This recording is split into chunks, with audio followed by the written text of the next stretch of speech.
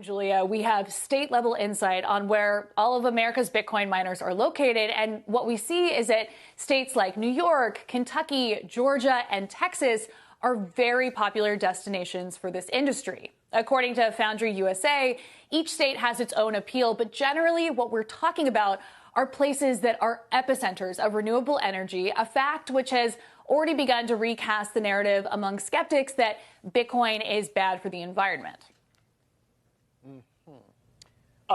So, Mackenzie, first of all, I'm glad to see you. I was worried for a minute that you weren't looking like I expected. But I was a bit surprised to see New York and Texas there at the top and not, say, Washington State. I know New York has got a significant amount of hydropower, but it seems like Washington has even more. Do you have any sense of why the Bitcoin mining rankings might be different from where just data centers, cloud data centers in general might choose to locate? Yeah, it's a great question. So one limitation is just the fact that the Foundry USA pool does not account for 100% of America's Bitcoin miners. So Texas, for example, ranks number 4, but many industry experts believe that it's actually number 1. And that's because some of the biggest publicly traded Bitcoin mining companies, such as Riot Blockchain, are not included in this data set. So this is really good for looking at larger trends around what's happening in terms of America's Bitcoin mining adoption.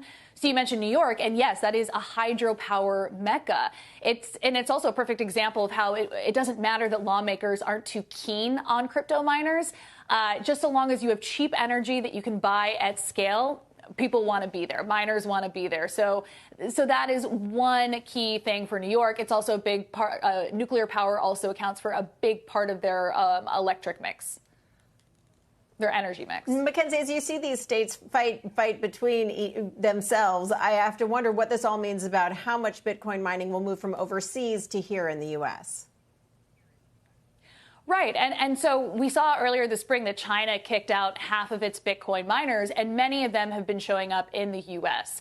And Texas is considered to be this new mining mecca. You have a lot of Chinese miners that have been directly transferring their operations there. And, it makes sense. You've got you've got a cheap energy grid that allows miners to just plug straight into it. And then you also have natural gas, which is a huge new power source. And we're seeing deals being signed between these oil and gas companies and Bitcoin miners. So a lot is happening there. And that's where a lot of industry experts believe these Chinese miners are ending up.